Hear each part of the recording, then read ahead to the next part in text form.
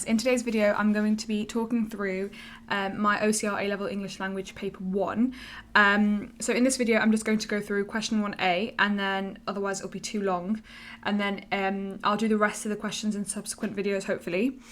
Now OCR is quite notorious for its high grade boundaries, so I think in 2023, which is when I sat the paper, the grade boundary for an A star for paper 1 was 91%, and then for paper 2 the grade boundary was 84%.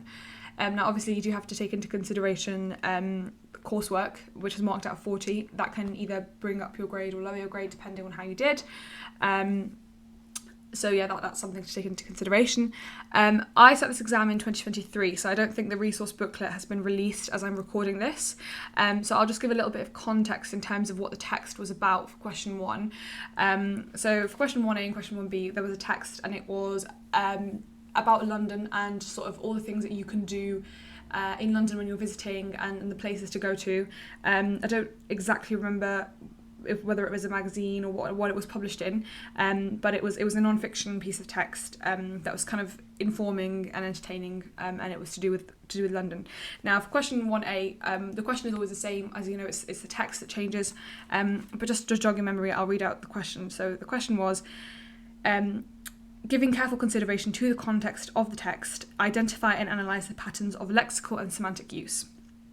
So now without further ado, I will begin reading my paper and going through what my thought process was as I was writing this. So for question 1A, I started writing as following. So throughout this text, the writer uses a range of lexical techniques to create a mixed register.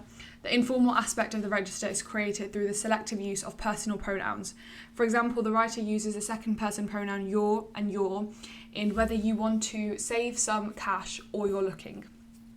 The use of direct address, alongside the use of the first person plural pronoun we in We're Spoilt for Choice, reduces the reader-writer relationship through synthetic personalisation and gives the writer a conversational register which allows them to fulfil one of the text's purposes of informing.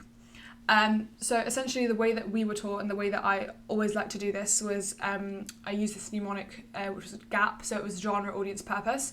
So you obviously want to address the genre, you want to address who your sort of intended audience is, and what's the purpose of the text. So in this first paragraph, obviously I've very clearly specified that one of the text purposes is to inform, and one of the things that we were taught is that very rarely will a text have a single purpose. Like in most texts that you will see, there'll be a dual purpose. It will be to inform and entertain, or to inform and advise, or to advise and persuade. So there's always more likely than not, there's always going to be a dual purpose in most cases, and it's really important that when you're talking about something, if you're including like for example I've said they've used second person pronouns, it's really important that you show examples of that throughout the text so that the examiner can see that you're able to identify that correctly. And just sort of delving into the fact that, so for example, there's a mixed register, and then I've gone on to talk about the informal aspect of the register is created through X, Y, and Z, and then I will go on to talk about, hopefully I'm going on to talk about how the formal aspect of the register is created, if I remember correctly. So it's paragraph 2, I said, additionally, the writer uses a pattern of active verbs throughout the text, like whizzing, cruising, getting lost, to dodge, and jump. This lexical field of active verbs links to create an overall, my handwriting is a little bit dodgy there, to create an overall imagery of fun and excitement, since often these verbs are almost hyperbolic, e.g. tackle the tourists. This may be linked to the context of production, which is that the text is produced for Londoners who may already be familiar with their city, and therefore the writer attempts to generate new enthusiasm to entertain their readership. So essentially within this paragraph, I've talked about a pattern of active verbs, and you can see I've listed quite a lot of examples. And the reason is that if you're saying there's a pattern of something, you can't just then put 2 examples down. You have to show that there actually is a pattern. You have to justify that. And again, when I'm talking about, for example, I'm talking again about the audience. So for Londoners who may already be familiar with their city. So again, you're linking back the writer's sort of their writing to why have they essentially chosen those words. What's their choice? What's the reason behind their choice of words there? Now moving on to the next paragraph, so here I talk about the informal aspect of the register. So the informal aspect of the register is furthered through the use of humour. The writer creates humour by using cultural references and metaphorical language. For example, the writer uses the metaphor eyeing this up as a potential date alongside the epistemic modal verb can in where you can pretend to know about. The use of the epistemic modal verb alongside the direct address and the active verb pretend allows the writer to almost take on the persona of a wingman/wingwoman, which acts to entertain and humour the reader. So I think for this part of the text, the writer, they talked about, I think, going on a date or something like that, and you can pretend to know what you're talking about, something along those lines. So obviously that's quite informal, and that's again another way that they've made the text just a bit more friendlier for the reader, and you can see that I've been really specific. So I've said epistemic modal verb, and that was one of the things that our teachers kind of taught me. My teachers kind of taught me that if you can go that little bit extra and just be a little bit more specific about the words that you're using, it can really set you apart and just shows how secure you are and how specific you can be in your knowledge.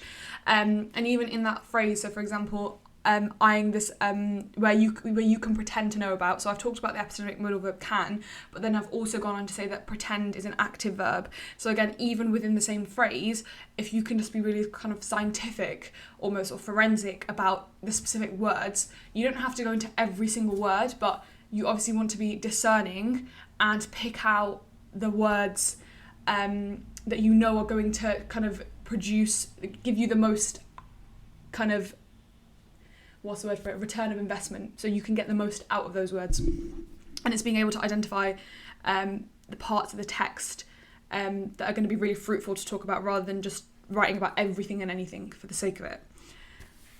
So then moving on to the last paragraph, the writer creates the more formal aspect to the register. So again, I'm going back to the register. So in the beginning I mentioned there's a mixed register. I talked about the informal aspects of the register. Now I'm talking about the formal aspects of the register. So the writer creates the more formal aspect to the register through the geographical field specific lexis. For example, the pre-modified noun phrase Zone 1 landmarks, the concrete noun the Royal Observatory, and the geographical lexis like Thames and Mald End Park. In addition to this, there is mathematical lexis like 6 kilometres and 16 kilometres. The use of the precise and accurate information adds a sense of provenance to the text and is needed to balance the humour and fulfills the text's primary purpose of also informing the reader. So that is 1A done. So you can see I've done one kind of long paragraph, maybe 1-2 paragraphs there. Around 4 paragraphs in total. And in the final paragraph, when I'm talking about the more formal aspect of the register, again, I'm using specific examples. So pre-modified noun phrase, Zone 1 noun. So I've talked about the fact that it's a geographical field specific lexis, but then even within that geographical field specific lexis, I've been more sort of specific about the fact that it's a pre-modified noun phrase, and that you have a concrete noun in there as well, and then also the mathematical lexis, and how all of those things together are then interacting to create the sort of the more formal aspect of it, and also to inform the reader, which is the text's primary purpose. So it's really thinking about, when you're analysing the language, really going back to and thinking about what is the purpose of the text, what kind of feelings is this going to elicit within the reader, why is the writer using this kind of vocabulary, and just being very specific about everything. So I hope that was really helpful for you. If you've got any questions, then do let me know, write them below, and subscribe, like, comment for the following sort of part 2, 3, 4, where I'll be going through the rest of the questions in paper 1 and also paper 2 as well, hopefully. Thank you, bye bye.